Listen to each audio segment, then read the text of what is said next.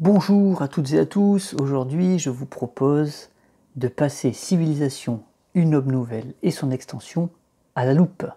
Effectivement, pour ce deuxième épisode, on va parler de ce grand jeu de Civilisation et on va faire comme pour le premier épisode, comme pour Clash of Culture, on va dérouler un programme et on va regarder comment Civilisation nous propose dans ses mécaniques, dans son approche, dans sa philosophie même, tous ces points qu'on va aborder ensemble. Donc on va commencer d'abord par la présentation rapide du jeu, et ensuite on va dérouler le programme. Donc la présentation rapide, c'est quoi? C'est tout simplement, on va commencer par regarder le matériel très rapidement. Donc le matériel, c'est, si je vous montre un petit peu, j'enlève la boîte, c'est une pile de tuiles terrain, qui sont, j'amène la lumière, recto verso. Alors ces tuiles très spécifiques de ce jeu, c'est vraiment chouette parce que du coup ça fait vraiment des terrains asymétriques, c'est une très bonne idée. Des cartes, des piles de petites cartes, une tonne de ressources, voilà ces jetons là, des boîtes avec plein de ressources, les fiches de dirigeants. Voilà, donc là c'est du classique, là on est vraiment sur du carton basique, on s'en fout complètement, c'est pas important d'avoir un plateau de qualité et cartonné pour ça. On a les fameuses échelles de priorité, il y en a 5, une par joueur, avec des très belles couleurs qui sortent un peu de l'ordinaire. On n'a pas dans ce jeu les traditionnels rouge, vert, bleu, jaune pétants. Non, on a des couleurs plus pastel qui sont très jolies, du orange, du bleu un peu turquoise, du rouge mais assez... Oui, c'est très pastel en fait, le violet, même le vert, regardez comme il est beau le vert. Voilà, les couleurs sont très très belles dans ce jeu. Et puis évidemment, on a les decks de cartes. Donc là, j'ai mis des boîtes pour les couleurs des joueurs, pour les cartes, et puis toutes les cartes... alors non, pas du tout. Là, ce sont les decks de cartes, et ici, ce sont les éléments à la couleur des joueurs. J'ai tout regroupé, en fait, les jetons, les petites figurines. Voilà. Le matériel pour ce jeu est parfait. On n'en demande pas plus. On a des tuiles de bonne qualité. On a des jetons pour mettre sur le plateau. On a des petites figurines, juste ce qu'il faut voilà, pour les villes et l'armée, les caravanes commerciales. Voilà. Et ensuite, on a des decks de cartes que je vous montre, qui sont aussi de qualité suffisante. Elles sont assez épaisses, elles sont de bonne qualité. Et ce ne sont pas des cartes en plus qu'on manipule énormément, on les garde pas en main. Elles sont quand même tressées, donc c'est tout ce qu'il faut, voilà. On n'en demande pas plus. On n'oublie pas que ce jeu, il coûte 50 €. Donc voilà. Il y en a qui devraient en prendre un peu de la graine. Et pourtant, c'est un jeu FFG. Mais voilà, 50 € pour le matériel qu'il y a. Quand on voit qu'aujourd'hui, on a des jeux à 70, 80, voire 90 € où ils proposent que du carton, voilà. On va pas entrer dans une polémique, mais actuellement, il y a vraiment un abus, un énorme abus sur le prix des jeux. Alors évidemment, après, dans ce jeu-là, on est d'accord, il n'y a aucun rangement, c'est du FFG, c'est une boîte vide, voilà. Et c'est du sachet en plastique. C'est pour ça que moi, du coup, j'ai investi dans quelques deck box et des petits casiers pour mettre mes jetons, mais voilà, ça suffit, juste ça. Une deck box c'est 1,50 €, ça voilà, pour une vingtaine d'euros, je peux ranger mon jeu comme il faut, voilà, c'est très bien. 25 ou 30 peut-être, je sais pas, mais pas beaucoup plus. Ensuite, ce jeu nous propose de jouer de 2 à 4 joueurs. L'extension Terra Incognita nous ramène un joueur de plus, donc on peut jouer jusqu'à 5. On va rappeler que l'extension Terra Incognita est absolument indispensable. Donc effectivement, si on rajoute L'extension, on va arriver sur du 80-90 €. Et là, pour le coup, on a un jeu qui est extrêmement complet et riche par rapport à d'autres jeux qu'on voit sortir actuellement. Pas besoin de les nommer, puisque de toute façon, ils vont passer à la loupe aussi prochainement. Donc on pourra en parler à ce moment-là. Il existe un mode solo, je vous renvoie vers les présentations, le détail du mode solo, la partie solo que j'ai déjà fait. Voilà, on va pas en reparler ici, c'est pas la peine. Il suffit quand même de d'aller chercher une petite adaptation pour le mode solo, pour qu'il puisse être joué avec Terra Incognita. Dans cette vidéo, je vais quand même vous mettre la description des cartes que j'ai faites et de la règle que j'ai traduite. Enfin, règle vite fait, hein, c'est plutôt une aide de jeu, mais voilà, mais toutes les cartes, je les ai faites et traduites. Donc pour le mode solo, au moins tout le monde peut en profiter et s'amuser avec ce super jeu. Le niveau de difficulté dans ce jeu, il est annoncé comme du 14 et plus, je crois. Honnêtement, c'est pas du jeu expert, hein, c'est vraiment du jeu plutôt initié. Les parties sont assez longues quand même, on va pas se mentir. Ils disent quoi sur la boîte? Est-ce qu'ils disent quelque chose d'ailleurs sur la boîte? J'ai même pas l'impression, ils s'en foutent complètement. C'est même pas marqué là, c'est derrière la boîte. 14 et plus, de 60 à 120 minutes, ouais. C'est sûrement plus que ça si on joue à 4, et encore plus si on joue à 5. Comptez 3 heures quoi, pour être tranquille. Et le jeu est très très simple. La mécanique de jeu, on va pas la détailler puisque ça a déjà été fait plein de fois.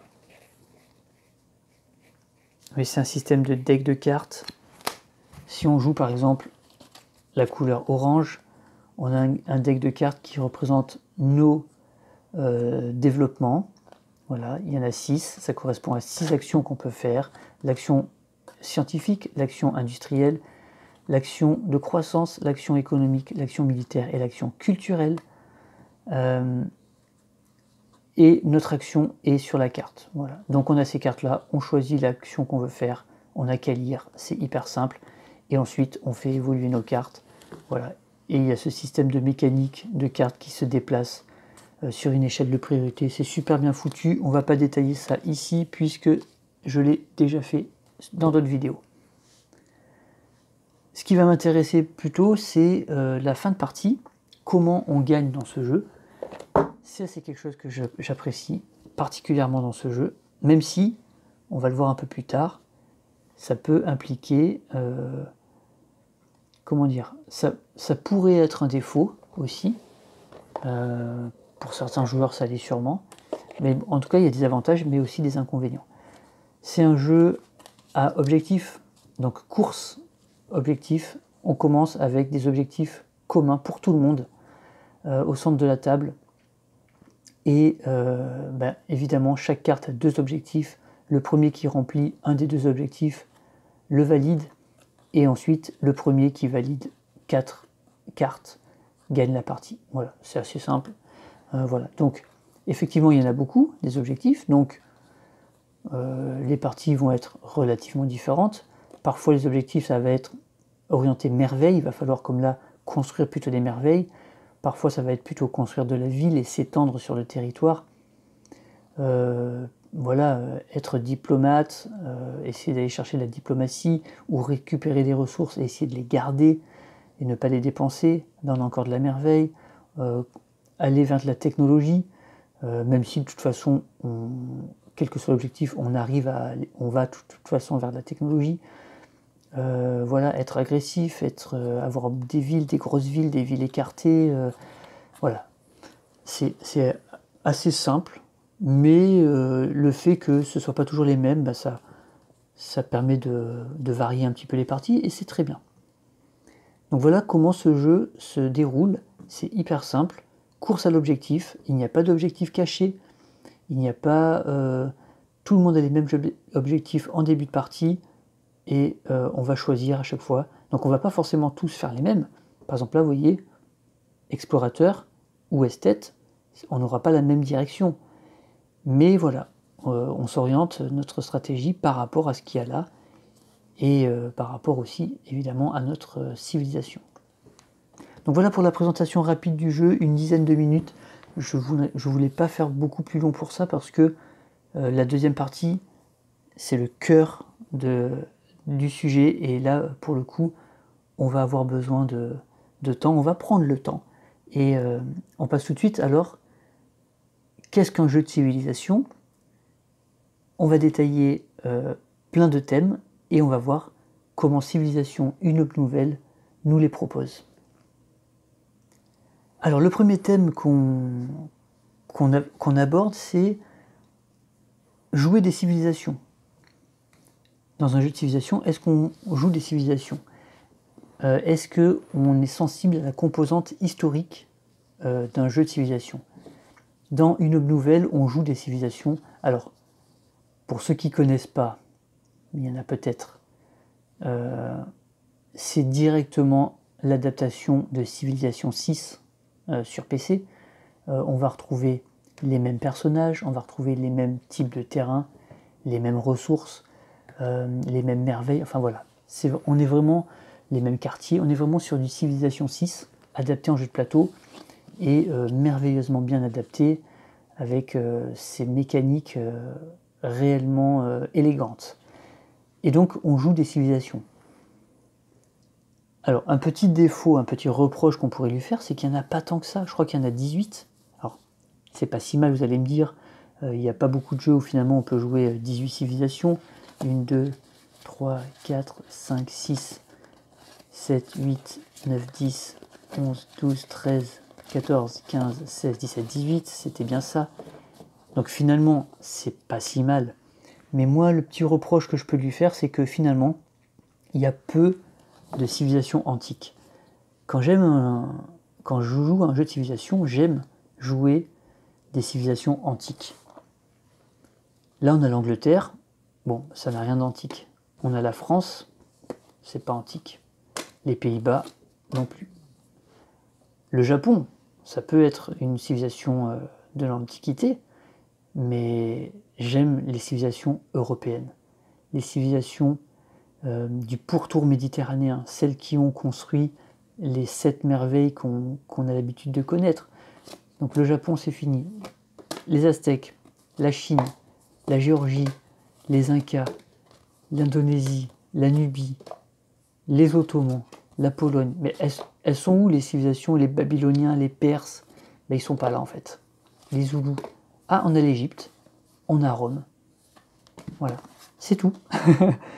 Pas de Babyloniens, pas de Carthaginois, pas de Phéniciens, pas de Gaulois, pas de, je sais pas, même pas les Grecs, pas de Perses, pas de, voilà, c'est très étrange.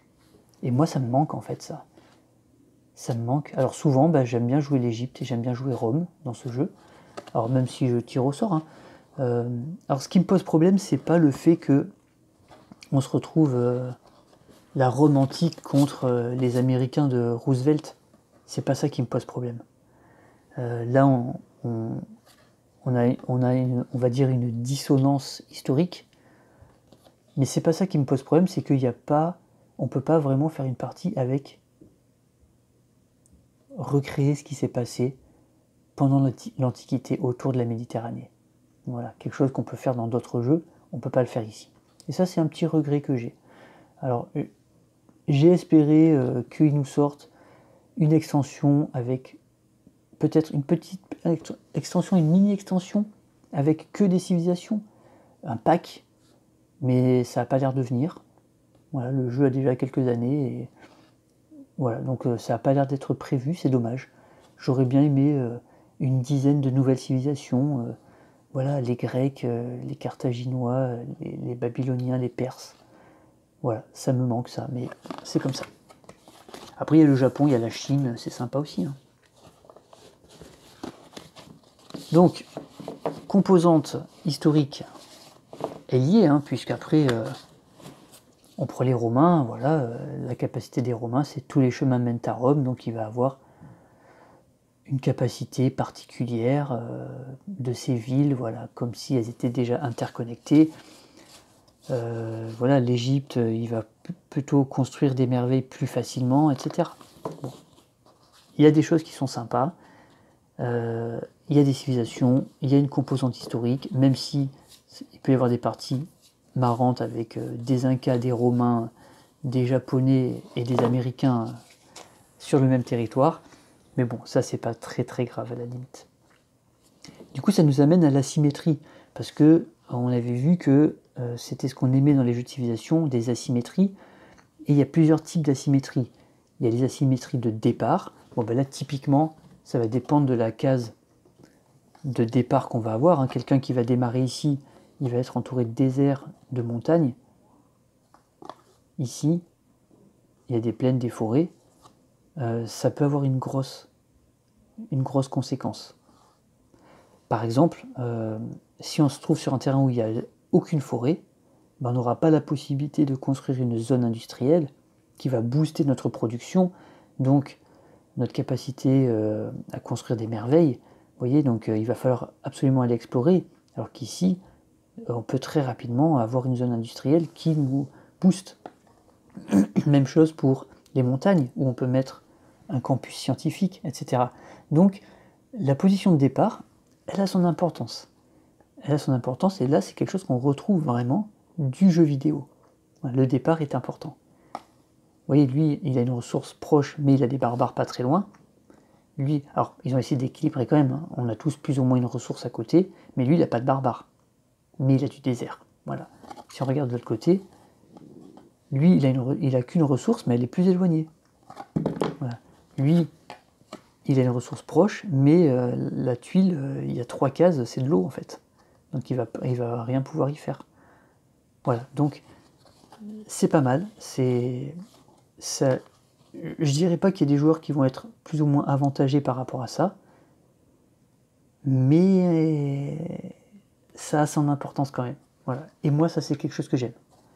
J'aime aussi quand on démarre pas tous avec exactement le même terrain. Voilà. Après, voilà, celui qui tombe dans le désert, il tombe dans le désert, hein, il va s'adapter. En asymétrie, on va avoir les asymétries donc des civilisations évidemment. Donc on a vu que chaque leader, chaque civilisation avait une capacité spéciale. Tous les chemins mènent à Rome. L'Amérique a le corollaire de Roosevelt. L'Égypte, c'est les bâtisseurs de monuments. Les Sumériens, la quête épique. Lui, c'est sympa, il va essayer d'aller taper les barbares pour gagner des ressources en les pillant. C'est très sympa. Les Zoulous, bon ben, ceux qui ont joué à Civilization 6 savent qu'ils sont très pénibles. Ben là, ils sont très pénibles aussi. Hein. Ils sont très pénibles. Ils sont belliqueux. Hein. Ils sont chiants. La City, etc. Donc on a vraiment un pouvoir qui va être très intéressant. Dans ma partie solo que je vous ai présentée, j'avais joué les Pays-Bas. Et les Pays-Bas, ils vont nous inciter à nous développer près de la mer, puisqu'ils ont les polders, et ça va donner des bonus énormes si on est sur des zones côtières. Et donc on va vraiment définir notre stratégie par rapport à ça. Donc ça c'est cool. Et puis il y a aussi les cartes uniques de chaque civilisation. Les Sumériens, ils ont l'artisanat. Les Français, ils ont l'humanisme. Les Anglais, ils ont l'histoire naturelle, etc. Donc ça va orienter la city, l'équitation, etc. Donc tout ça va vraiment orienter notre stratégie, et ça c'est une très très bonne chose. Par contre, on n'a pas de stratégie cachée avec des objectifs cachés qu'on révèle au fur et à mesure, ça il n'y a pas dans le jeu. Une chose que je veux rajouter par rapport à la vidéo précédente, la présence de leaders ou pas, la possibilité de recruter des leaders. Vous savez que dans les jeux de civilisation, souvent, on a une liste de leaders qu'on peut recruter, et donc on peut recruter Jules César en Égypte, on peut recruter Cléopâtre en Grèce, etc. Donc des choses un petit peu rigolotes. Dans Civilisation, on n'a pas ça, on a notre leader, notre civilisation, et point barre. Voilà. Par contre, il y a aussi une autre petite asymétrie qui ne paye pas de mine comme ça, mais qui est extrêmement importante. C'est la symétrie, c'est la mise en place de nos cartes. Alors je vous rappelle hein, que dans ce jeu, on a une barre de priorité, c'est une échelle de priorité ça s'appelle, et on va placer nos cartes, nos premières cartes de niveau 1. Okay, et on va les placer selon une mise en place qui va être là. Donc on voit qu'en position 5 on met la maçonnerie, en commerce extérieur on le met en 4, donc je vais le faire. La maçonnerie en 5, le commerce extérieur en 4, la poterie en 3, l'astrologie en 2, le haut empire en 1 et l'irrigation sur le premier échelon. Et en quoi c'est si important que ça? Bah, tout simplement, on n'a pas la même mise en place. Ça, c'était celle des Pays-Bas. Si on prend la France, regardez, on va comparer.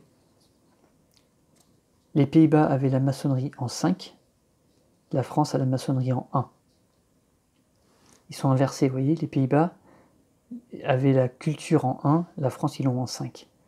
La poterie, c'est différent, le commerce extérieur, c'est différent, il n'y a que l'astrologie qui l'ont en même temps. Et en quoi c'est hyper important? Bah, tout simplement parce que on ne va pas jouer la même action. Au premier tour, la personne qui a les Pays-Bas, il a sa carte maçonnerie tout en haut. C'est-à-dire que quand elle est ici, c'est la plus puissante. C'est ça la mécanique élégante et géniale de ce jeu. C'est que les cartes vont se déplacer de gauche à droite, et plus elles avancent, plus elles sont fortes. Et donc, on ne va pas spammer 2-3 fois la même action, parce qu'à un moment, elle va être trop faible. On n'aura pas envie de la jouer. Donc finalement, sur ces 6 cartes, sur ces 6 actions disponibles, on va avoir le choix entre 2, voire 3. Voilà. Mais souvent, c'est 2. Souvent, on va jouer que ces 2 cartes. Voilà. C'est assez rare qu'on ait besoin de jouer les cartes, parce qu'on aura envie d'attendre qu'elles montent. Ça veut dire qu'au premier tour, les Pays-Bas, ils ont la maçonnerie ici. Alors eux, ça c'est l'armée, c'est déplacer l'armée et attaquer. Ils ont le commerce extérieur ici. Ils vont vouloir faire du commerce. Et donc là, eux, ils vont tout simplement, probablement, s'ils ne sont pas menacés tout de suite en début de partie, c'est-à-dire s'il n'y a pas de voisins trop proches, ils vont jouer leur armée pour aller explorer probablement. Et cette carte va rétrograder en première position, et maintenant l'armée des Pays-Bas va être démobilisée, elle va être faible, pendant plusieurs tours jusqu'à ce qu'elle remonte. Les Français, eux, ils vont pas du tout faire ça, parce que leur carte elle est en position 1 déjà. Les Français, ils ont la culture. Donc eux, ils vont probablement faire une action culturelle pour pouvoir faire monter l'action industrielle et les autres actions. Et donc, si on joue à 4, à 5, vous allez voir qu'il y a 3, 4, voire les 5 joueurs qui, lors du premier tour, vont pas faire la même action. Et ça, c'est absolument génial. Parce que il y a beaucoup de jeux de civilisation où le départ, c'est le même pour tout le monde. Parce qu'on sait qu'au début, on va faire ça. Quand on a le choix, en fait, entre un nombre d'actions, on va tous probablement faire la même parce qu'on sait laquelle il faut faire en premier. On connaît un cheminement, on a une stratégie. Mais là, c'est pas du tout le cas. Donc les Français, eux, ils vont faire l'action de culture, donc ils vont étendre leurs frontières en premier tour. Les Anglais, ils ont la maçonnerie, comme les Hollandais. Donc peut-être qu'ils vont aller explorer. Mais là où les Hollandais, après, ils auraient fait probablement du commerce, les Anglais, probablement qu'après, ils vont construire une ville. Vous voyez? Donc exploration, construction de ville, les Hollandais auraient fait probablement exploration et peut-être envoyer une caravane chez quelqu'un. Peut-être construire une ville aussi, mais voilà. Les Romains, eux, ils commencent avec la poterie. Donc les Romains, d'entrée de jeu, ils pourraient construire une ville, au premier tour. Voilà. Vous voyez comme c'est différent. Et en plus, ça va être modifié par rapport au plateau, par rapport aux objectifs, et par rapport aux autres joueurs. Et donc on va peut-être être forcé de faire une action plus faible, mais pour la faire plus rapidement. Donc c'est tout là l'intelligence de ce jeu. Voilà, c'était un peu long sur les asymétries, mais c'était important d'en parler, parce que celle-ci, Elle paraît pas importante du tout, mais elle est extrêmement importante. Et plus on est nombreux autour de la table, et plus elle va être importante. Quand on joue à 5, on voit vraiment la différence. On part dans différentes voies, parce qu'en plus, évidemment, ça correspond à notre civilisation, etc. Et c'est très très chouette. Donc ça, c'était... Voilà, on a parlé des cartes, vite fait. On y reviendra peut-être un peu plus tard. Des leaders, les asymétries. Il y en a plusieurs dans ce jeu. Et c'est très très bien comme ça. Maintenant, le terrain de jeu. Qu'est-ce que propose Civilisation, une autre nouvelle comme terrain de jeu? Vous avez vu, c'est ces tuiles assez spéciales, qui sont comme ça. On commence la partie, donc là c'est des tuiles de capital, il y en a 5 évidemment. On pioche au début, on tire au sort une par joueur, voilà, et démarre-toi avec ça. Là il n'y a pas de draft, il n'y a pas de choix entre deux, non, on en a une, on a juste le choix entre recto verso, et on se débrouille. Mais ensuite on a des tuiles qui vont se placer en fait. La partie, alors par exemple sur une partie à 2 ou 3 joueurs, on commence avec un plateau comme ça. Et donc là, on a cette notion on a un hybride entre des tuiles et un plateau. Parce qu'on a des tuiles, ce sont des tuiles, mais ce ne sont pas des tuiles qu'on va retourner quand on va explorer. On commence comme ça, on va placer nos tuiles capitales, voilà, comme ça je fais n'importe quoi, je mets au hasard. Voilà, on peut très bien se mettre comme ça par exemple. Et en fait, en début de partie, le plateau ne va jamais être le même. À 2 joueurs, on peut très bien, soit on peut se mettre loin l'un de l'autre, soit le premier joueur met ici, et le deuxième, il peut très bien venir se mettre ici s'il a envie, comme ça, et être très proche d'entrée. Alors, ça ne serait pas forcément judicieux, hein, mais c'est possible. Voilà. Il peut se mettre en bas, il peut créer une mer, voilà.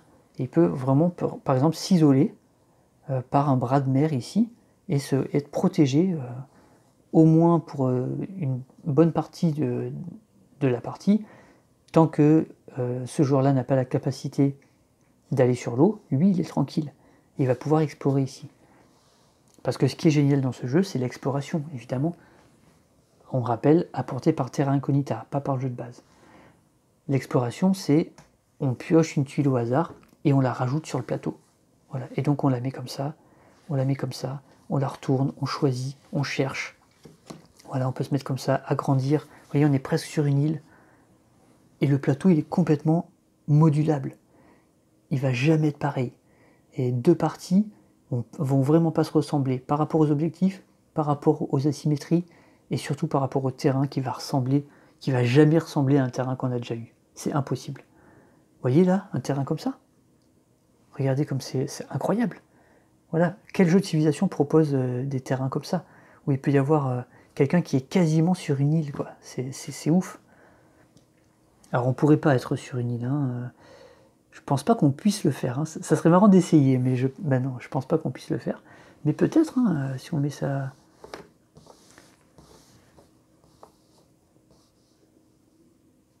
Si on met sa tuile comme ça, on a tout à fait le droit, puisqu'on touche assez de machin. Et après, lui, il peut continuer, il peut faire ça, quand il va explorer. Oui, en fait, on peut très bien être sur une île, hein. Bon, il faudrait un peu de bol quand même, hein, qu'il y ait beaucoup d'eau à chaque fois. Ouais, il pourrait explorer encore ici. L'exploration se fait uniquement autour des tuiles capitales. On aurait ça on pourrait le faire aussi. Et là, il suffirait d'avoir une pointe dans l'eau. Alors, je ne sais pas si j'arriverai à la placer par contre. Bon, on est un peu hors sujet là, mais c'est marrant d'essayer. Non, là, on ne pourrait pas la mettre celle-là. Si, on pourrait la mettre comme ça. Ça touche la capitale, ouais.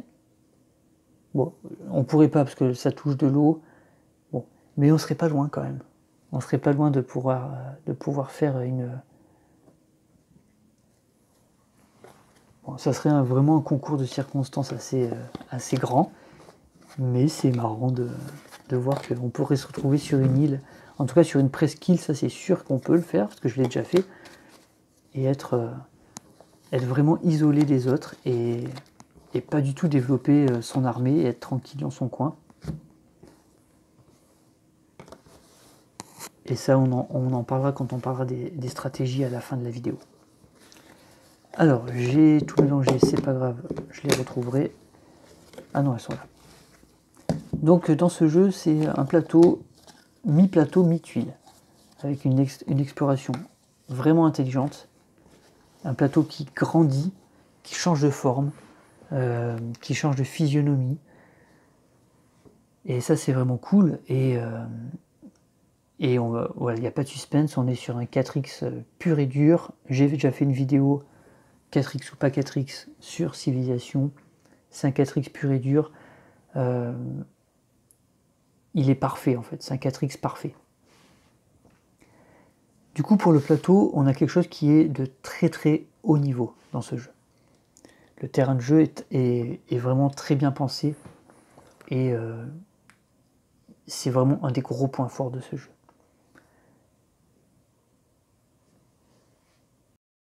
Ensuite, on va parler de la chronologie, du réalisme et de l'arbre de progression. Alors, c'est quelque chose qu'on avait évoqué aussi hein, dans l'épisode 0. La chronologie, il y a ces jeux qui nous proposent un deck de cartes techno qu'on pioche, et du coup, on a des choses qui sont incohérentes. On peut tomber sur des technologies avancées en début de partie et ne jamais choper la chasse ou la pêche avant la fin de partie. Parfois, on a des decks de cartes qui correspondent à des aires, et donc, au début, on va piocher les technologies, les progrès, les développements qui correspondent à l'ère 1, puis à l'ère 2, donc il y a quand même une frise chronologique, mais au sein de l'ère, il n'y a pas de logique, ça sort comme ça sort. Civilization, lui, propose quelque chose de différent. Donc on va revenir à nos cartes. Nos 6 actions de niveau 1. Ça, c'est l'arbre, en fait, c'est le génie de ce jeu, c'est qu'il a, sur des cartes, il a mélangé, en fait, une mécanique de jeu qui est hyper élégante, les actions, donc on a en permanence nos actions devant nous. Il n'y a pas d'aide de jeu hein, dans ce jeu, il n'y a pas besoin. Nos actions, elles sont tout le temps devant nous. Et tout est décrit impeccablement sur les cartes. Voilà. Donc notre aire de jeu, notre aide de jeu, c'est nos cartes en fait. Et c'est en même temps notre arbre de progression, notre arbre de développement. En effet, quand on va jouer une carte scientifique, on va avoir la possibilité de faire évoluer une de nos cartes. Par exemple, je suis les Hollandais, j'ai envie de progresser dans le commerce. Bon ben, mon commerce extérieur, qui était ma carte économique de niveau 1, va passer à la découverte de la monnaie, qui est ma carte économie de niveau 2. Voilà. Et donc elle la remplace. Et donc ma nouvelle action, elle est toujours sous mes yeux. Voilà. Et là, il n'y a pas d'erreur de game design, comme on peut avoir un petit peu dans Clash of Culture, où on est obligé à chaque fois de vérifier notre tableau pour savoir ce qu'on a développé, ce qu'on n'a pas développé, les nouvelles actions, les modifications d'actions, et on en oublie toujours. C'est pénible. Ben là, non. Là, ce sont des cartes qui évoluent, donc la nouvelle action, elle est là. Ouais, et il n'y a qu'à lire la carte. Voilà. Et là, on a un exemple de game design. C'est hyper simple. Alors après, il y a des petites limites. C'est qu'on va pouvoir faire évoluer encore. Donc la monnaie va devenir la machine à vapeur. Voilà. Donc nos caravanes commerciales deviennent des trains, donc ils vont plus vite. Voilà. Et puis à la fin, c'est le capitalisme. Voilà. Et donc, le petit reproche qu'on fait parfois à ce jeu, c'est que, bah, ok, on peut développer 6 actions, on peut les faire progresser, mais il n'y a que 4 niveaux. C'est-à-dire qu'on va arriver très vite au capitalisme, on va arriver très vite au niveau 4 de chaque truc, à l'aviation, on va arriver très vite à l'énergie nucléaire. En fait, on peut rusher si on a envie.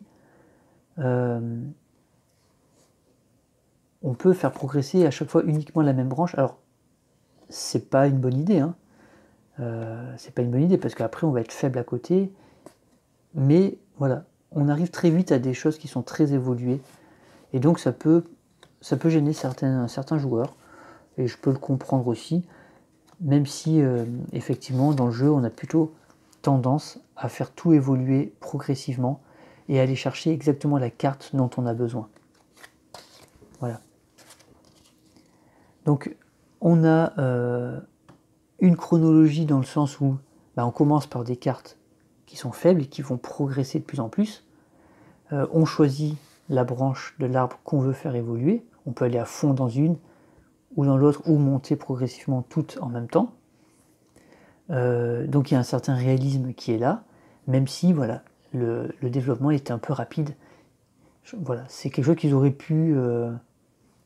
pu travailler différemment, mais c'est clairement un choix assumé de faire un jeu qui soit pas trop long, et donc voilà, qu'on puisse avoir des actions puissantes assez rapidement. Quand je dis assez rapidement, c'est pas au bout de 20 minutes ou 30 minutes de jeu quand même, faut pas exagérer. Mais pour que la partie ne s'éternise pas et qu'à la fin on soit fort pour pouvoir voilà, faire des actions très fortes et comme je disais, que ça ne s'éternise pas en fait. C'est difficile hein, de faire un jeu de civilisation qui soit équilibré, c'est vraiment pas évident, et il n'y a qu'à voir dans tous les jeux qui existent en jeu de plateau. Bon ben voilà, ceux qui ont vraiment marqué et qui sont encore considérés comme étant faisant partie des 3, 4, 5 meilleurs jeux de civilisation, il n'y en a pas tant que ça. Clash of Culture en fait partie. Pour moi, ce Civilisation Homme Nouvelle en fait partie aussi. Mais c'est pas les seuls, il y en a d'autres qui seront présentés un peu plus tard. Et cet arbre de développement, c'est par la science en fait qu'on le fait progresser. Et du coup, ça nous amène à comment est géré le système de ressources dans Civilisation. Alors en fait, c'est relativement simple. Dans Civilisation Une Homme Nouvelle, il n'y a pas de gestion de ressources. Alors ça veut dire quoi? Ça veut dire que lorsqu'on va être sur une tuile, sur le terrain par exemple, vous voyez, voilà une tuile de terrain, il va y avoir des types de terrain, on va placer des villes, mais vous voyez que dans les forêts, dans les montagnes, on ne va pas récolter des ressources directement liées au terrain. Et ça, c'est pour moi une des idées modernes et élégantes qu'ils ont mis en place pour justement alléger le gameplay.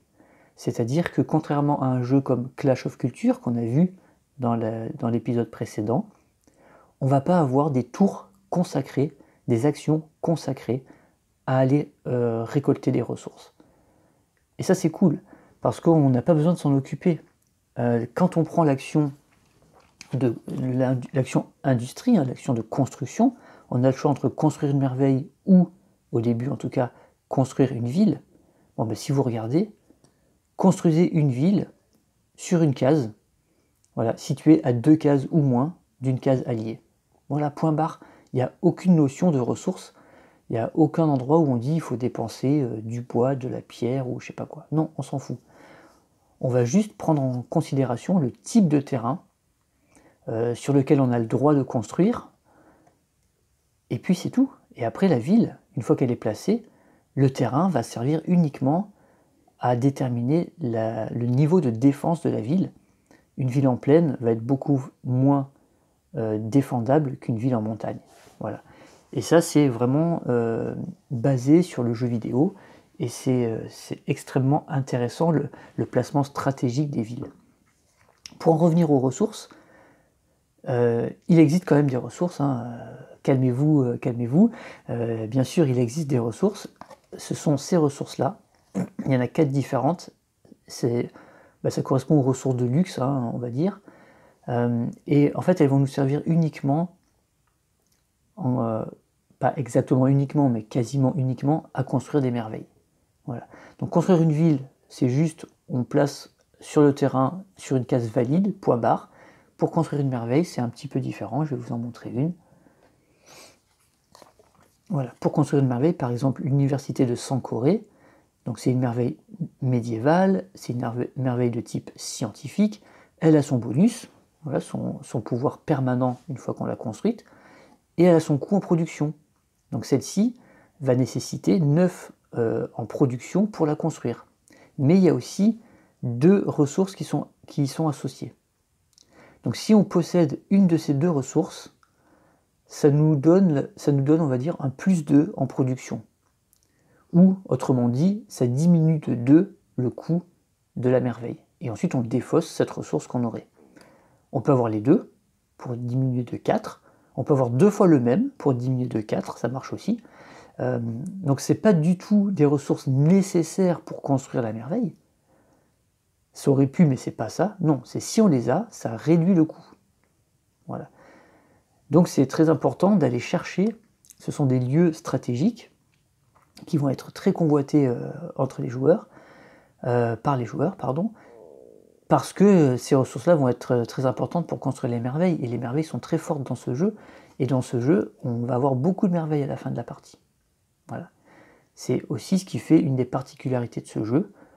Encore une fois, si on le compare à Clash of Culture, où dans lequel on va, si on arrive à construire une merveille, bah, c'est assez exceptionnel.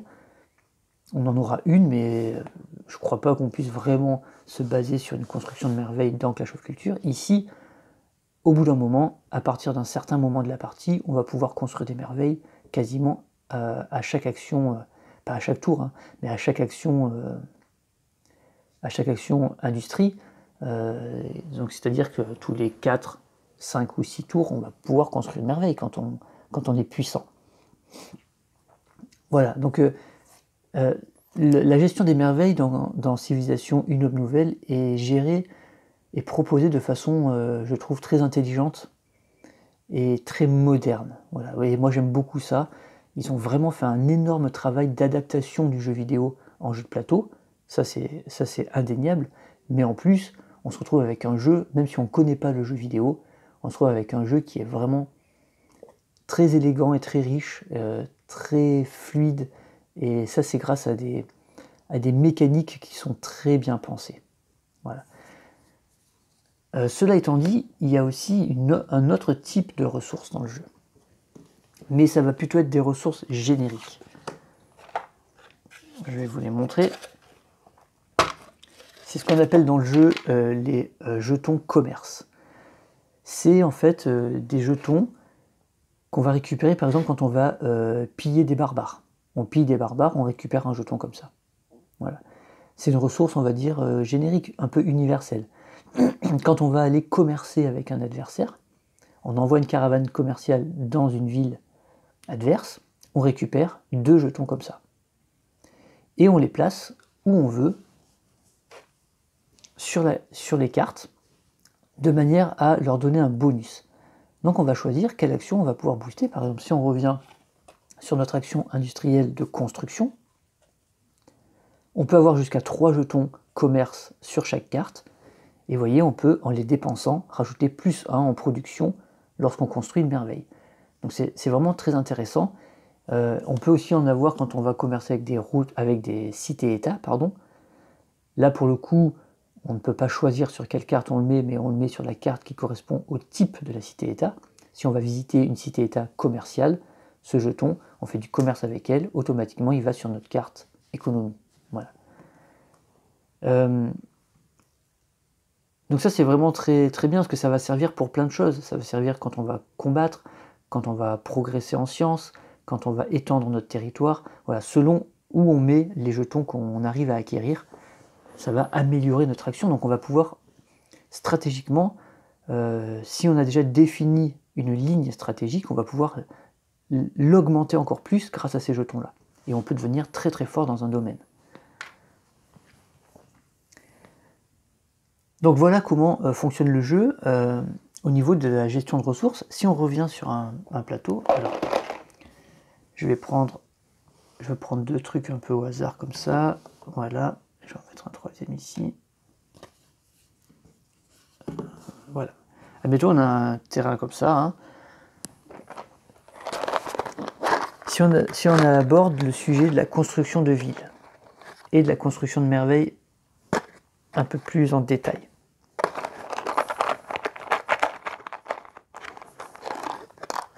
Donc on a vu que les villes, en fait, on les construisait. Donc par exemple, admettons j'avais une ville ici. c'est grâce à notre action industrie qu'on va pouvoir construire une ville et on va se développer. Même si je prends par exemple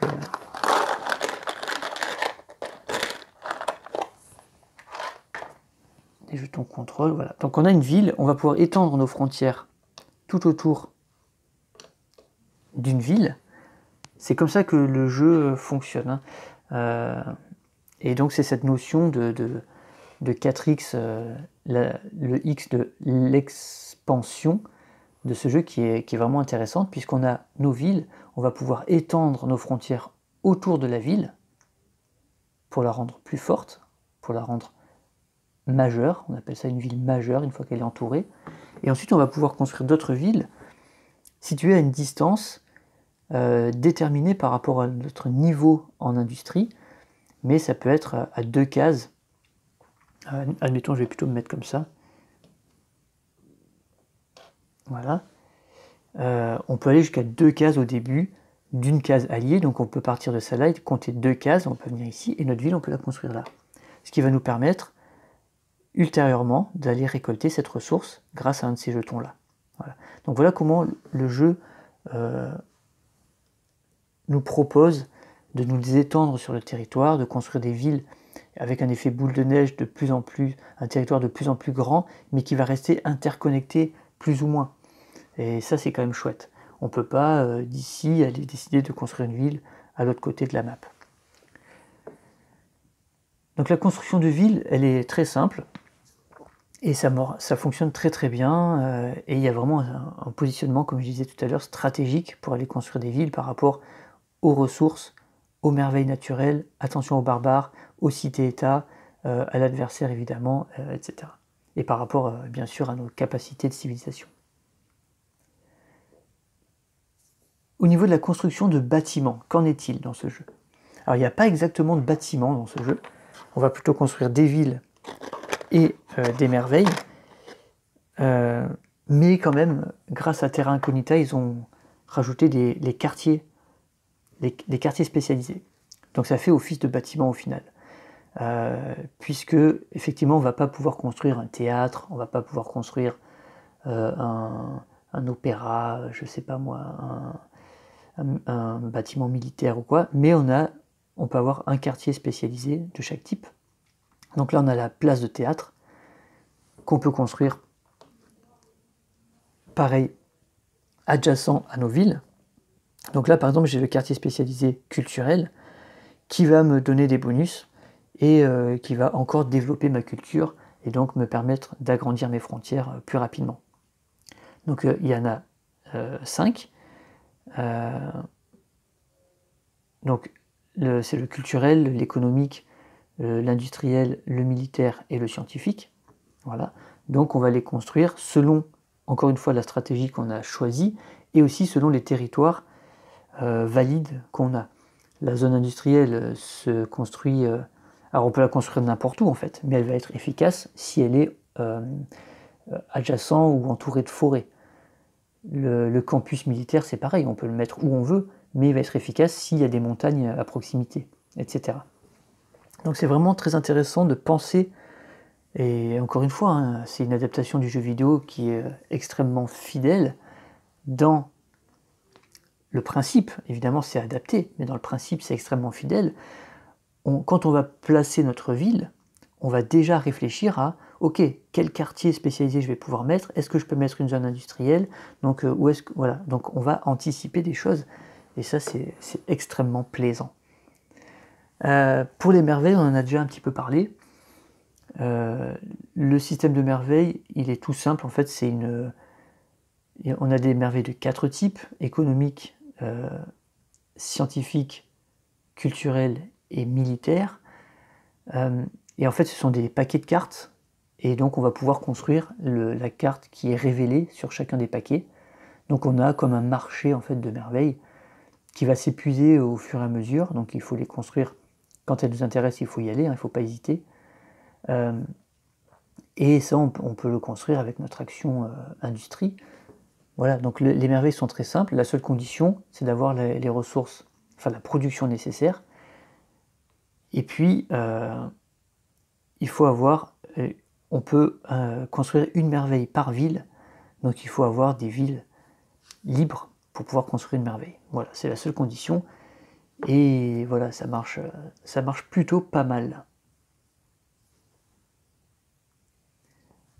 Ensuite, un autre aspect qu'on avait mis en avant, c'était la guerre. Est-ce que Civilisation propose la possibilité de faire la guerre à nos adversaires? La réponse est oui, puisqu'on a cette fameuse carte action armée, au début, qui est uniquement par la connaissance de la maçonnerie. On commence avec une armée, et on déplace au début notre armée de 3 cases, conditionnée par le type de terrain, hein, toujours pareil, il y a toujours cette notion de type de terrain, voilà. Et puis la puissance de l'armée va aussi dépendre du positionnement de la carte sur l'échelle de priorité, puis aussi de l'avancement technologique en armée. Le choix qui a été fait, alors ça c'est pareil, c'est quelque chose qui a été apporté par Terra Incognita, hein, par l'extension. Dans le jeu de base, il n'y avait pas de notion d'armée, vraiment, on attaquait de n'importe quel territoire nous appartenant. Et donc on attaquait un autre territoire adverse. Donc ça veut dire que notre adversaire savait qu'il pouvait être menacé, mais il ne savait pas par où il allait être attaqué en fait. Et donc ça rendait le jeu un peu bizarre. J'avoue que sans cette extension Terra Incognita, j'aurais pas acheté le jeu. Je le trouvais, je sais pas, un peu trop juste, un peu trop limité. Mais Terra Incognita a apporté tellement de choses, on le détaillera en conclusion, que là ça devenait indispensable d'avoir ce jeu en fait. Et donc, parmi les choses qu'elle a apportées, ce sont les armées comme ça, cette fois concrètes. Et donc quand on crée une armée, on commence avec une armée, on l'a tout de suite et on va pouvoir la déplacer et attaquer. Et donc maintenant notre adversaire voit notre armée se déplacer et va pouvoir s'y préparer en fait, tout simplement. On peut avoir jusqu'à 2 armées dans le jeu, pas plus, hein, donc c'est relativement limité, mais elles peuvent devenir très fortes. Avec l'aviation par exemple, à la fin, elles peuvent se déplacer de beaucoup de cases, elles peuvent survoler les territoires ennemis sans être inquiétées, enfin bref, ça devient très fort. Mais voilà, c'est intéressant. Et le choix a été fait justement de proposer justement une armée, on va dire une armée globale. Il n'y a pas de différents types d'unités. On ne va pas s'embêter à construire des navires, des machins. Non, c'est juste une armée. À partir du moment où elle peut aller sur l'eau, etc. Donc ça, c'est un choix aussi un peu simplifié, mais qui est dans la logique de ce qu'ils ont voulu proposer. Et une fois de plus, ça marche très bien. Voilà, on n'est pas obligé de composer notre armée avec des unités à distance, des unités de corps à corps, ou des unités plus défensives, d'autres plus agressives, etc. Non, là c'est vraiment déterminé par notre carte, la maçonnerie, puis le travail du fer, puis le troisième, je ne sais plus ce que c'est, mais peu importe. Et voilà, donc c'est comme ça que ça va fonctionner. Donc il y a cette notion de guerre, en fait, on va pas vraiment déclarer la guerre à un adversaire, on va l'attaquer. Voilà, on peut l'attaquer, mais ça ne nous empêchera pas de lui envoyer une caravane commerciale le tour d'après, par exemple. Voilà, ce sont plutôt des batailles, des attaques, mais pas un statut de guerre déclaré. Voilà, par contre, il peut y avoir des conséquences si on était en diplomatie avec ce joueur, par exemple. On y reviendra plus tard. Donc les guerres sont présentes dans ce jeu, en tout cas les batailles, et attention, c'est très important, hein. Donc ça va vraiment nous obliger à nous défendre par rapport à un adversaire, à protéger nos villes, notamment celles qui abritent une merveille, et pour ça, le moyen le plus simple, c'est de renforcer nos territoires en les retournant. Donc là, il y a une action spéciale, hein, c'est l'action de croissance. Voilà, pour que mutuellement, ils se renforcent les uns les autres. Et d'ailleurs, ils le disent dans la règle, hein, une ville qui est entourée de jetons renforcés comme ça, elle devient quasiment impossible à prendre. Donc c'est quelque chose qu'il ne faut pas du tout négliger dans la stratégie.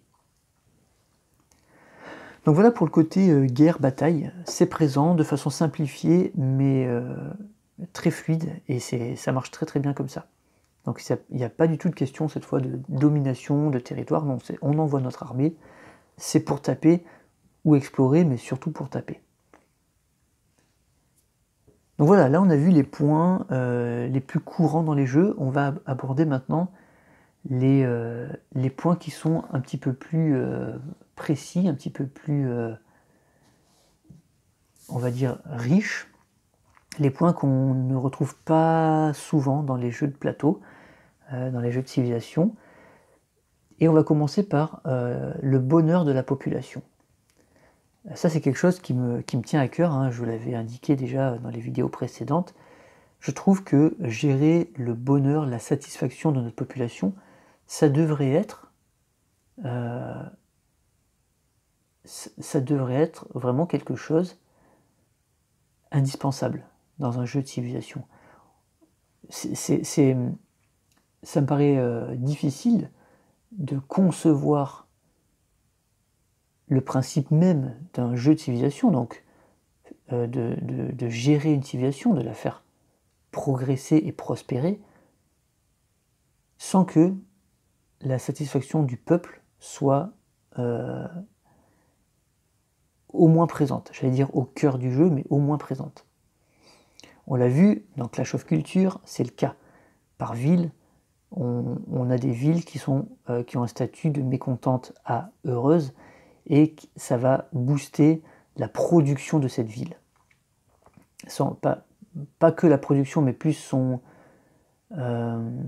l'efficacité, je ne sais pas trop comment dire, mais ça, en tout cas, elle va être plus puissante. Alors qu'en est-il dans Civilisation? Comment Civilisation Une Aube Nouvelle propose de gérer le bonheur de notre population, sachant que dans le jeu vidéo, c'est extrêmement présent aussi. Dans le jeu de plateau, tout simplement, ça n'existe pas. Voilà. Dans le jeu de plateau, ils ont complètement viré cette notion de bonheur de la population. Mais alors vraiment, ça n'existe pas du tout. Voilà. Donc voilà, on fait notre mécanique, on fait nos trucs, on peut être un dictateur.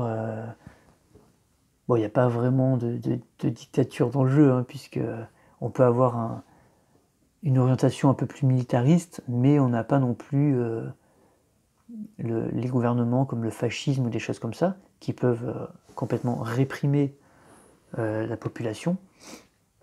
Donc on s'en fout complètement, on fait ce qu'on veut, voilà. Donc ça c'est... voilà, moi ça me gêne pas, on va pas exagérer, mais c'est un peu dommage. Je trouve que c'est une notion qui pour moi est importante, et là elle n'a pas du tout été intégrée dans le jeu.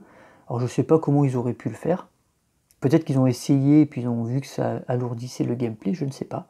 Mais en tout cas, voilà, le bonheur de la population n'est pas du tout géré dans ce jeu-là. Qu'en est-il de l'économie? Quand je parle d'économie, j'avais désigné une économie poussée qu'on pouvait mettre en place entre différents joueurs. Alors dans ce jeu, l'économie, elle est gérée par donc, la carte de type économie, donc, qui a 4 niveaux, et celle-ci gère le déplacement des routes commerciales. Donc voilà une caravane qui va partir de notre capitale ou d'une ville majeure, donc il faut que ce soit une ville déjà qui soit assez développée pour faire partir une caravane, d'où l'intérêt de créer des villes majeures de plus en plus avant sur le territoire pour avoir des routes commerciales les plus courtes possibles, hein, pour atteindre notre cible le plus rapidement possible. Et donc dans ce jeu, on peut envoyer une caravane commerciale, alors non pas entre nos villes, comme on peut le faire dans le jeu vidéo, là ça ne sert à rien, mais dans les villes adverses et les cités-états. D'accord ? Donc là, l'économie entre deux joueurs, ça servirait à quoi? En fait, il n'y a pas vraiment de notion d'économie entre deux joueurs. C'est-à-dire que si moi j'envoie ma caravane vers une autre ville, donc je vais prendre Je vais prendre un adversaire. Désolé, ça doit faire un peu de bruit ces petites boîtes là. Donc admettons, moi, il y a un adversaire qui est ici. Alors c'est pas forcément un ennemi, hein, ça peut être un allié économique. Hein. C'est ça qui est bien dans ce jeu, on n'est pas obligé de se taper dessus. Hein. Si on voit que notre voisin d'à côté ne vise pas les mêmes objectifs que nous, bon, sauf s'il est trop en avance par rapport à nous, on peut aller le chatouiller un peu, mais sinon, on peut aussi nous consacrer à notre économie interne et à notre développement. Hein. Donc là, si je décide d'envoyer ma caravane chez mon adversaire, donc elle va partir, et comme elle peut se déplacer de 3 cases, elle va y arriver directement, d'accord ? Une fois qu'elle est arrivée ici, elle revient sur ma carte économie, parce que c'est comme ça que ça fonctionne, elle est en réserve, et je gagne une action en fait. Donc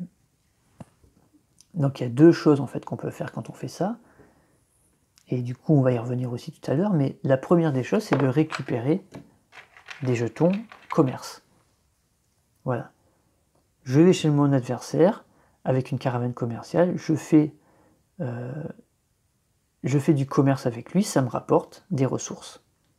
Et selon où je place ces jetons-là, et ben thématiquement, on a fait du commerce et on récupère de la connaissance ou du progrès en culture ou en sciences. Ou voilà. Donc ça, c'est nous qui décidons du type de commerce qu'on va faire juste en posant ces jetons sur la carte que l'on souhaite. Voilà. Mais c'est tout. Lui, il ne gagne rien en fait.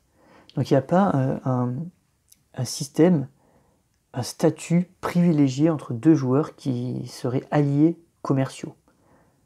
Il n'y a pas cette notion, et donc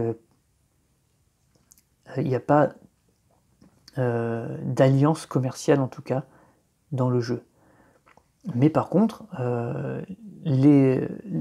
l'aspect économique, commercial du jeu est extrêmement important. Il ne faut pas du tout le négliger stratégiquement parce que si on arrive à avoir des jetons partout sur nos cartes, on va avoir des actions bien plus fortes.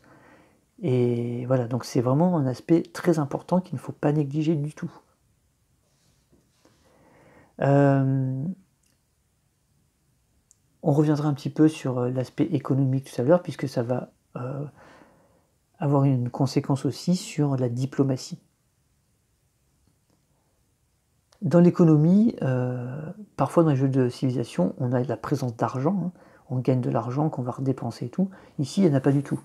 Ici, de la même façon qu'on ne dépense pas de ressources pour faire des actions, on n'a pas besoin d'avoir de l'or, donc il n'y a pas de pièces de monnaie dans le jeu. Voilà, ça sert à rien. On ne dépense jamais de ressources pour faire une action.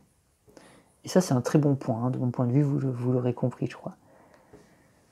Donc voilà comment fonctionne finalement l'économie, c'est quelque chose de très simple. C'est une action, on envoie une caravane, on récupère des jetons de commerce qu'on va placer pour améliorer une de nos actions futures. Voilà, ça c'est très simple. On peut faire la même chose avec une cité-État, sauf que cette fois, la cité-État, comme je le disais tout à l'heure, on met les jetons uniquement sur la carte qui correspond au type de la cité-État. Ici, on a une cité-État culturelle, par exemple. Si je lui envoie ma caravane, ben, je vais avoir un avantage culturel. Et donc, je serai obligé de mettre mes deux jetons sur la carte culture. Voilà. Ensuite, parlons de l'influence culturelle. Alors ça, c'est un aspect qui est vraiment très intéressant dans les jeux de civilisation aussi, c'est essayer de prendre l'avantage de dominer un adversaire autrement que militairement. Si mon adversaire a des frontières, je peux envoyer mon armée, ou même une ville, hein, je peux envoyer mon armée pour détruire son territoire, prendre sa ville, donc remplacer sa ville par la mienne, et donc là, il n'y aura pas de mécontentement, hein, ils s'en foutent. Hein. Donc vous voyez, cette notion de mécontentement, là, on peut vraiment aller piquer une ville à quelqu'un, et on n'est pas pénalisé en fait par rapport à ça. Voilà. Mais est-ce qu'on peut le faire culturellement? Est-ce que sans développer mon armée, je peux par la culture, essayer de grignoter son territoire, d'influencer ses villes, etc. Alors, on ne peut pas le faire, il n'y a pas d'action qui permet de faire ça. Ça va plutôt être dans le développement en fait. Dans le développement, alors où sont mes cartes orange là? Où est-ce que je les ai posées? Par exemple, donc si on regarde l'action, on va essayer de regarder les actions culturelles. Donc au niveau 1, l'action culture, c'est juste on étend nos frontières, on rajoute 2 jetons autour de nos villes. Ok. Si on prend le niveau 2 de la culture, ça nous dit même chose. On place 2 jetons, mais on peut en placer un 3e. Donc on étend nos frontières un peu plus rapidement. Si on part au niveau 3 en culture,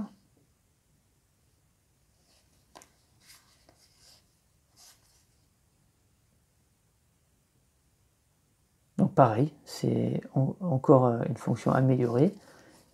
Et en niveau 4, on a les médias de masse. Voilà. Donc on place des jetons et ensuite on choisit un pion contrôle adverse et on le remplace. Voilà. Donc il faut vraiment développer les médias de masse. Hein.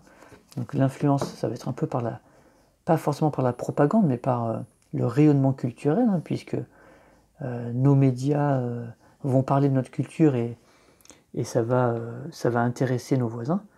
Donc c'est comme ça qu'on va aller prendre en fait ces jetons. Alors je vais essayer d'en trouver pour le joueur orange. Je vais en prendre quelques-uns. Désolé, je vous casse les oreilles là. Voilà, admettons le joueur orange s'était développé comme ça. Voilà, il avait commencé à agrandir ses frontières pour se protéger. Il avait déjà renforcé celui-ci. Les médias de masse disent à 2 cases ou moins d'une case alliée, je choisis un pion contrôle. Donc si c'est un renforcé,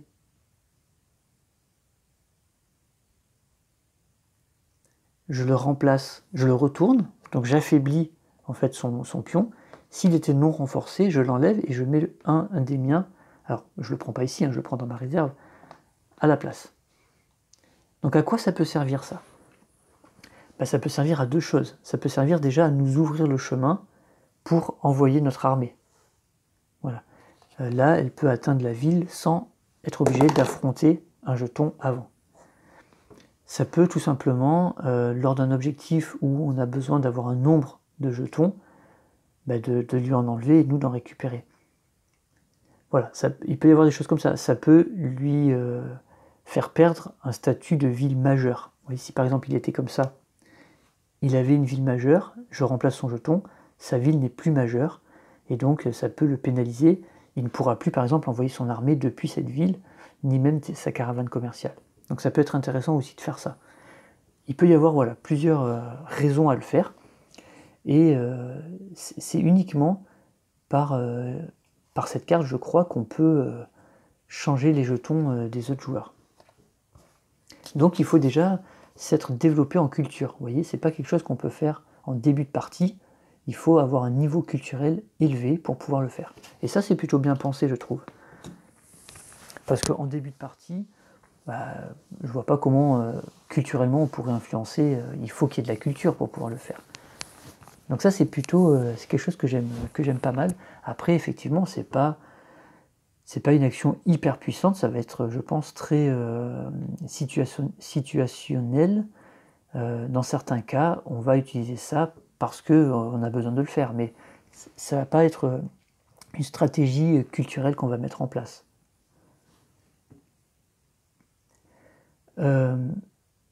Du coup, les autres aspects autres que le militaire, qu'en est-il par exemple de la diplomatie, des alliances, de l'espionnage, voire même de la religion dans ce jeu? On va essayer d'en parler. Alors la diplomatie, c'est celui qui est le plus évolué, et je trouve qu'il est pas mal. Il est pas mal, mais vous allez voir, il est très simplifié aussi. Quand on envoie une caravane chez un adversaire, Donc là, moi, j'ai le joueur orange, par exemple. En plus des jetons commerce, hein, puisque je fais du commerce, mais en même temps, je fais de la diplomatie. C'est-à-dire que je peux choisir parmi 5 cartes diplomatie de mon adversaire, chez qui je suis allé, je peux en choisir une.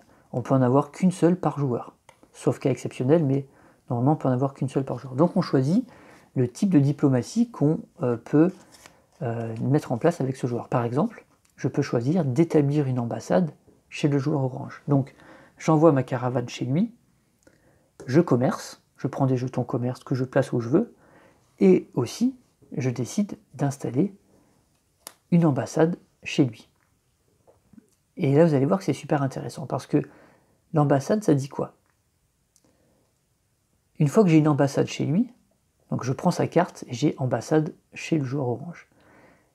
Lorsque je vais déplacer une caravane jusqu'à la capitale du joueur orange, donc uniquement la capitale, hein, je peux prendre un pion commerce de la réserve, je place un pion commerce de la réserve sur une carte de l'échelle de priorité de ce joueur. C'est-à-dire que le fait d'avoir une ambassade chez lui, quand j'envoie ma caravane chez lui, je lui donne un avantage. Je lui donne un pion commerce sur une des cartes. Voilà. Mais par contre, moi, je prends dans la réserve une ressource de mon choix. Vous voyez, l'échange, en fait, c'est un échange d'informations. Là, on est... donc c'est une carte diplomatie, mais on est quand même dans un système d'alliance. C'est-à-dire que moi, dès que j'ai une carte diplomatie d'un joueur, je suis allié avec lui. Et donc l'ambassade me permet d'avoir un échange d'informations. Je lui donne un jeton commerce, je récupère un jeton ressources. Ça peut être très très fort. Qu'est-ce qu'il y a d'autre? Il y a la guerre conjointe. Donc si je décide de prendre cette carte, à chaque fois que je vais attaquer un joueur, donc autre que le joueur orange évidemment, puisque c'est mon allié, eh ben, ma valeur de combat va être augmentée de 2. En gros, on fait une alliance militaire avec le joueur orange. Quand je vais attaquer le joueur rouge, eh ben, c'est comme si thématiquement j'étais épaulé, j'étais assisté par le joueur orange, donc ça fait augmenter ma valeur de combat de 2. Et ça c'est pas mal, hein. C'est vraiment intéressant. Et le joueur orange ne peut pas refuser. C'est ça qui est marrant. C'est que malgré lui, il peut m'aider à attaquer un autre joueur avec qui il pourrait bien s'entendre en fait. Il ne peut pas refuser de m'aider entre guillemets. Donc c'est un petit peu abstrait. Moi ça me donne un bonus, comme s'il venait m'aider, mais il ne peut pas refuser. Il y a le pacte de défense, c'est la même chose mais c'est l'inverse. C'est-à-dire que si j'ai établi un pacte de défense avec le joueur orange, s'il y a un joueur qui m'attaque, autre que le joueur orange bien sûr, et ben thématiquement c'est comme si orange venait m'aider, et donc ça augmente ma valeur de combat de 2. Donc si tu es dans une stratégie où tu ne veux pas trop développer le militaire, admettons, on a une partie, on n'a pas vraiment envie, il n'y a pas d'objectif vraiment militaire, ou alors il y en a un, et on n'a pas envie d'y aller. On n'a pas une civilisation militariste, donc on ne veut pas trop aller dans le militaire, on veut pas... c'est pas les cartes qu'on va améliorer en premier par exemple. Ben, on peut essayer, par le commerce, donc par la diplomatie et donc des alliances, faire des pactes de défense avec un ou deux joueurs autour de nous, si par exemple on a peur d'un autre joueur qui pourrait nous attaquer, un voisin à nous par exemple, qui est un peu belliqueux, ben, on peut à la fois renforcer un peu nos jetons, faire 2 packs de défense avec 2 autres joueurs, et là ça va vraiment le dissuader à venir nous attaquer. Parce qu'évidemment on peut cumuler, si on fait un pack de défense avec orange, avec jaune et avec vert, on va avoir plus 6 en défense. Et donc le joueur rouge il va réfléchir à 2 fois avant de venir nous attaquer. Hein. Donc ça c'est très intéressant, et une fois de plus, ces joueurs-là ne peuvent pas refuser. On prend cette carte, si elle est disponible chez eux, on la prend. Et une fois qu'on l'a prise, par contre, les autres joueurs ne pourront plus la prendre aussi, hein. Ça c'est pas mal. Ensuite on a... Alors, une autre chose aussi que je veux préciser, c'est pas parce qu'on a pris une carte diplomatie chez un joueur que ça nous protège de ce joueur. Parce que là, on voit bien, sauf si l'attaquant est le joueur orange. Le joueur orange, comme on ne lui a pas demandé son avis, il peut très bien venir nous attaquer. Et à ce moment-là, les cartes diplomatie sont rendues. Vous voyez, donc voilà. Donc c'est pas une façon de dire « Ah, tu peux pas m'attaquer, pour pas que tu m'attaques, je vais te prendre une carte diplomatie, tu peux plus rien faire. » Et même si on prend le pacte de non-agression, admettons le joueur orange, il m'inquiète. Il est un peu trop proche. Soit je peux aller faire un pacte de défense avec d'autres joueurs. Bon, admettons là, c'était pas possible. Soit parce qu'ils avaient déjà plus leurs cartes, soit parce qu'on joue qu'à deux, soit parce qu'ils sont trop loin et je peux pas faire du commerce avec eux, etc. Je peux, en envoyant ma caravane chez le joueur orange, prendre comme carte diplomatie le pacte de non-agression. On fait un pacte entre nous, on ne s'agresse pas. On peut le rompre. Par contre, nous, en prenant cette carte, on ne peut pas attaquer le joueur orange. Nous, on ne peut pas l'attaquer en faisant ça. Pacte de non-agression, nous, on ne peut pas le rompre. C'est nous qui l'avons mis en place, c'est nous qui sommes allés le chercher, on ne peut pas le rompre. Vous ne pouvez pas attaquer ni détruire. Par contre, on peut, en envoyant une autre caravane, changer la carte. Et là, après, il aurait plus. Donc lui ne serait plus d'actualité. Par contre, le joueur orange, lui, peut m'attaquer.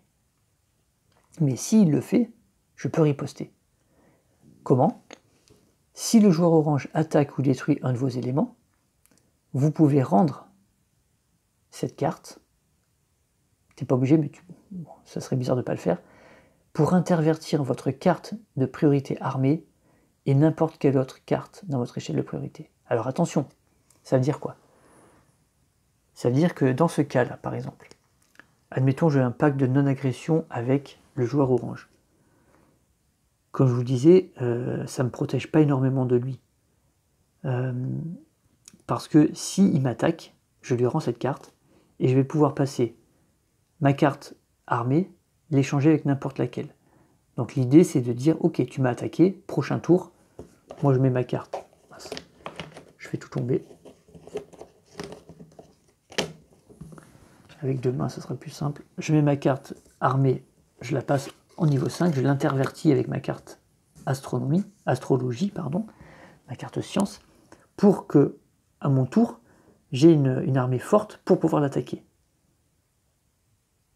Mais le truc, c'est que si j'ai une armée forte, il va pas venir s'amuser à m'attaquer parce qu'il sait que derrière, il va se prendre la foudre. Par contre, moi, si j'ai signé un pacte de non-agression avec lui, c'est parce que probablement j'ai une carte armée qui n'est pas très évoluée. Donc voilà pourquoi ça ne me protège pas du joueur orange en fait. C'est une carte qui est pas facile à utiliser. Il vaut mieux pour ça. Alors on peut l'avoir, mais il vaut mieux quand même faire des pactes, comment ils appellent ça déjà ? Pactes de défense avec d'autres joueurs pour se protéger et surtout protéger nos villes en renforçant nos pions contrôle. Et il en reste un qu'on n'a pas vu, c'est la guerre conjointe. Non, c'est les frontières ouvertes. Donc là, c'est un petit peu comme le libre passage. Là, on est dans une diplomatie vraiment pacifiste. Les villes et les pions contrôle du joueur orange sont vos alliés pour tout ce qui concerne les effets de vos districts et pour déterminer si vos villes sont majeures. Ça veut dire que si on est collé si on vient se mettre proche d'un autre joueur, ou si lui est venu se mettre proche de nous, par exemple comme ça, et que moi j'ai... alors c'est pas le bon district là, c'est pas un bon exemple, mais peu importe.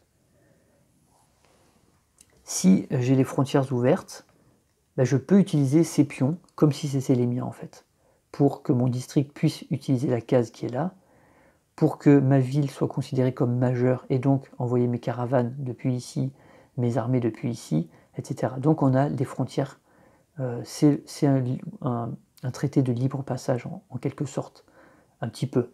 Vous voyez, c'est commun. Les frontières ouvertes. Et ça c'est très intéressant comme carte. Donc voilà comment la diplomatie se met en place dans le jeu. On envoie une caravane commerciale chez un joueur, on choisit une des cartes disponibles qu'il a, selon ce qu'on veut mettre en place comme diplomatie, avec lui ou contre les autres. Il y a aussi des cartes diplomatie chez les cités-États.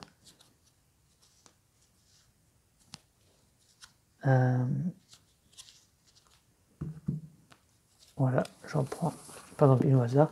Les cités-États, elles en ont 2. Donc c'est les 2 premiers joueurs qui envoient une caravane qui les prennent, et après il n'y en aura plus. Et par exemple là, Carthage, qui est une ville militariste, si je lui envoie une caravane commerciale, en plus des jetons commerce que je vais prendre, je prends une carte diplomatie.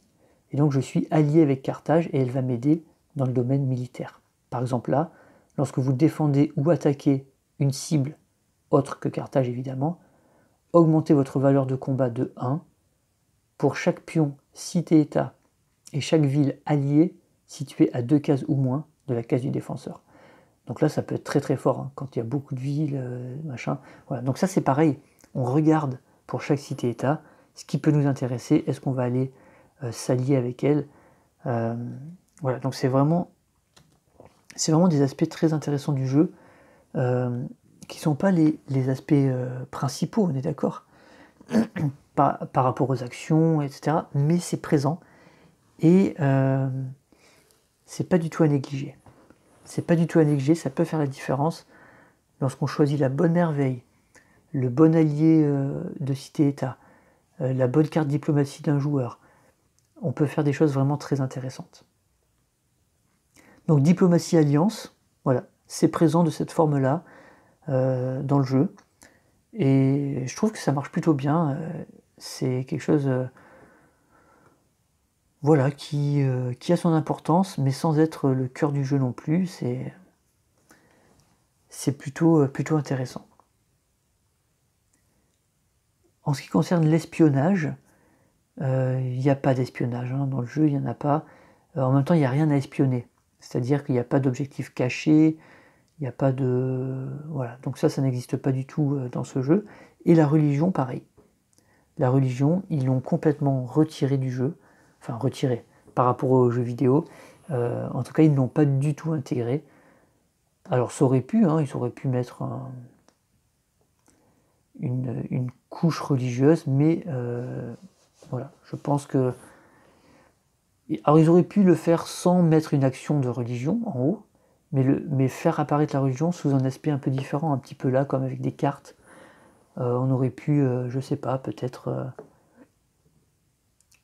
quelque chose qui ferait plus jouer sur l'influence ou des choses comme ça. Bon, en tout cas, ils n'ont pas mis en place. Ils ont décidé de ne pas le faire, c'est comme ça. Donc si on fait un petit récap de ce que propose Civilisation, une œuvre nouvelle.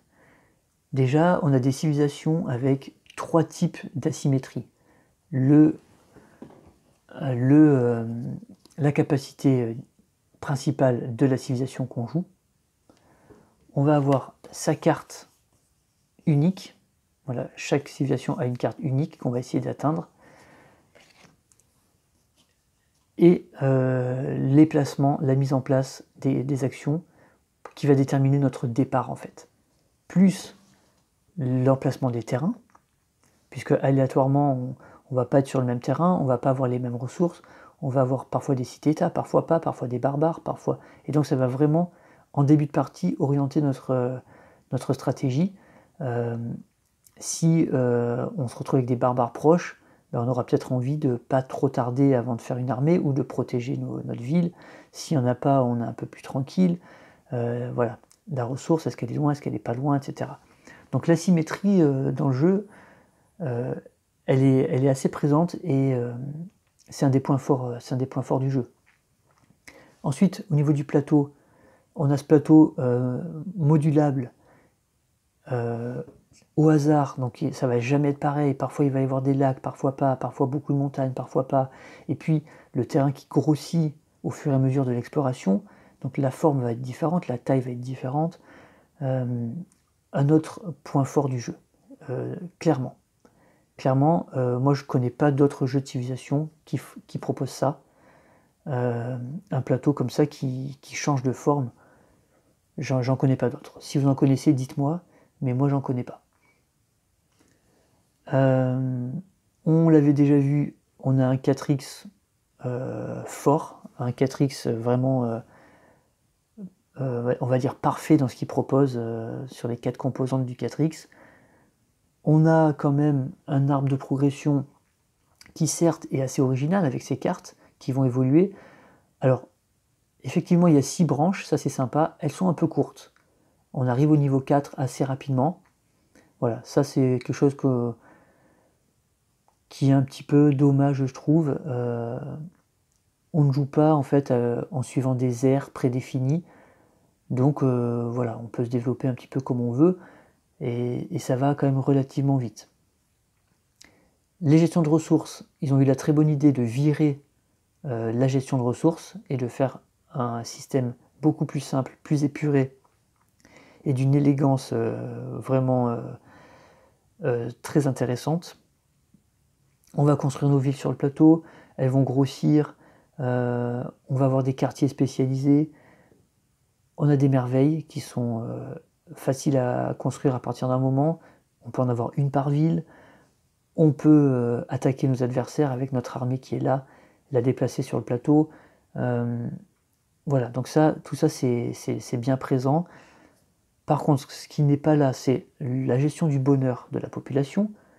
L'économie, elle n'est pas exclusive entre joueurs, mais on peut envoyer des caravanes commerciales chez les adversaires pour gagner des ressources, puis prendre une carte diplomatie. Donc la diplomatie et les alliances sont présentes, et ça c'est un très bon point. Il n'y a pas la religion, mais bon, voilà, c'est comme ça. Et donc le jeu est quand même très riche hein, au niveau de tous les aspects qu'on avait mis pour définir un jeu de civilisation. Le jeu est relativement riche, il propose énormément de choses, tout en gardant des mécaniques de jeu simples, où l'aide de jeu est directement sur les cartes, on ne peut pas se tromper, il n'y a qu'à lire. Mention spéciale aussi évidemment à la traduction, il n'y a aucune erreur. Voilà, il n'y a aucune erreur, il n'y a aucune phrase qu'on ne comprend pas, il n'y a pas d'ambiguïté, tout est extrêmement fluide et facile à comprendre, et ça c'est génial. Voilà. Et donc ils ont fait ce choix d'un gameplay épuré, simple et fluide pour des parties pas trop longues. En plus avec les objectifs à atteindre là-haut, donc une fois que c'est fait, la partie est terminée, on n'a même pas besoin de compter les points de chacun, donc c'est impeccable. Au niveau des stratégies, en fait c'est difficile à dire puisque justement il y a des objectifs, on a tous les mêmes, même s'il y en a 2 par carte, donc on n'est pas obligé d'aller sur les mêmes pour chaque carte. La stratégie, elle va beaucoup dépendre déjà de la civilisation qu'on a choisie ou tirée au sort, et puis du terrain et de ce qui se passe. Voilà. Et là, on se retrouve avec un vrai jeu de civilisation, justement à la civilisation de Sid Meier's, dans le sens où notre stratégie va vraiment être guidée par ce qui se passe sur le plateau. Voilà. On va avoir un fil rouge, on va avoir un objectif, on ne va pas perdre de vue les objectifs qu'il faut atteindre, mais il va y avoir des adaptations de stratégie au fur et à mesure de la partie, par rapport aux joueurs adverses évidemment, mais par rapport à notre terrain, aux barbares, etc. Donc on peut... par contre, on peut aller dans une stratégie à fond, avec tout ce qu'on a vu. Vous avez vu qu'on peut prendre des cartes diplomatie qui collent à notre stratégie, construire les merveilles qui collent, aller vers les cités-états du type qui nous intéresse, le quartier spécialisé aussi, on peut développer les cartes. On peut vraiment aller à fond dans un domaine. Mais je ne sais pas si c'est une stratégie gagnante, mais en tout cas, on peut être très fort dans un des domaines si on réunit tout. Donc c'est assez intéressant. Donc voilà pour ce tour d'horizon, ce passage sous la loupe de Civilisation une nouvelle. Hein. C'est un jeu que j'aime particulièrement, hein, vous l'aurez compris, par son matériel qui est simple, qui est beau. par son prix, hein, qui n'est pas cher. Avec 80 €, on arrive à avoir le jeu et l'extension, et voilà. Et ça détruit 90% de la concurrence au niveau du prix et de la qualité du jeu. On va avoir plein de choses, une richesse, une profondeur de jeu, mais sans que ça nous prenne la tête, parce que, encore une fois, on a tout sous les yeux, et cette intelligente gestion de cartes d'action fait que justement, à chaque tour, on n'a pas vraiment le choix entre 6 actions, puisqu'il y en a 3 qui vont être vraiment faibles, on va les utiliser très rarement dans ces positions-là. Ça va être surtout en urgence ou dans des cas très particuliers. Souvent, on va utiliser la première ou la deuxième. Voilà, et parfois même que la première. Et donc au final, on va anticiper avec ce qui arrive. Et puis après, il y a ah oui, quelque chose qu'on n'a pas abordé, c'est les gouvernements, l'aspect politique. Il y a des gouvernements dans le jeu, donc hop, je le rajoute vite fait ici. Les gouvernements, il y en a 6, un par type d'action. En fait, ils vont servir qu'à une seule chose, et ça va rajouter encore une couche par rapport à tout ce qu'on vient de dire, c'est que le gouvernement va nous permettre de jouer la carte qu'on veut plus rapidement. Par exemple, si on est militariste, ma carte action, elle est ici. Je fais une attaque.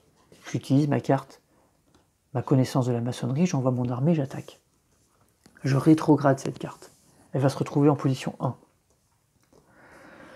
Ça veut dire que la prochaine fois que je vais pouvoir utiliser cette carte à son apogée, c'est dans 5 tours. Vous voyez, le temps qu'elle monte, et dans 5 tours, elle sera là. Bon, bah si j'applique le gouvernement, c'est l'autocratie, hein, bah en fait, l'autocratie va me permettre de jouer cette carte plutôt comme si elle était au niveau 5. Voilà. Donc l'autocratie, quand la carte sera ici, bah, je pourrais l'utiliser comme si elle était là. Donc vous voyez, elle va tourner plus vite, en fait. Et donc chaque gouvernement va servir à ça, à faire tourner plus rapidement l'action qu'on veut privilégier. Voilà, donc ça c'est très intéressant, et vous avez vu encore l'intelligence du truc. Encore une fois, ils ont été capables de trouver une solution simple pour mettre des gouvernements en place, pour favoriser un type d'action, mais de façon très simple. Il y a juste à poser un jeton là-dessus avec une flèche. Voilà, et là, ça change complètement la partie, puisque on va jouer notre carte 2 fois plus rapidement que d'habitude. C'est assez incroyable. Le game design de ce jeu, ça a été... enfin voilà, c'est un exemple de game design, ce jeu. Et je trouve ça même étonnant que pour un jeu qui est sorti juste avant le Covid, je crois, puisque justement, il est sorti en 2020, puisque justement, ils ont intégré un mode solo qui n'était pas prévu, parce qu'il y a eu le Covid et les confinements, et donc ils ont développé un mode solo qui marche très très bien. Donc merci le Covid pour ce jeu. Donc il est sorti en 2020, ça fait, on est en 2024, mais bon, on va dire que ça fait 3 ans que le jeu est connu, et pour autant, on ne voit pas sortir de jeux qui s'inspirent ou qui prennent exemple sur le game design de ce jeu. Non, nous on va sortir des jeux actuellement qui sont, je sais pas comment dire, mais pas des usines à gaz quand même pas, mais d'une lourdeur pas possible. Bref, je sais pas. Parfois on se demande si les auteurs jouent aux autres jeux ou pas, je sais pas. En tout cas, voilà pour ce Civilization. À la loupe, voilà ce qu'on pouvait en dire. Il y a sûrement encore plus à dire, mais bon, on va pas faire une vidéo de 4 heures non plus. Laissez en commentaire les choses que j'ai oubliées, les choses pour lesquelles vous n'êtes pas d'accord. Si vous voulez rajouter des trucs, si vous voulez me proposer d'autres jeux à passer sous la loupe et m'en faire découvrir par la même occasion. Si j'ai dit des bêtises, n'hésitez pas aussi, hein, j'ai pas la science infuse évidemment. Voilà, mais c'était l'occasion de reparler de ce magnifique jeu, Civilization, une œuvre nouvelle, et son extension Terra Incognita, qui est indispensable. Et voilà, merci d'avoir suivi jusqu'à là. Le petit pouce bleu, l'abonnement pour aider la chaîne, et je vous dis à bientôt dans une prochaine vidéo. Allez jouer bien. Ciao.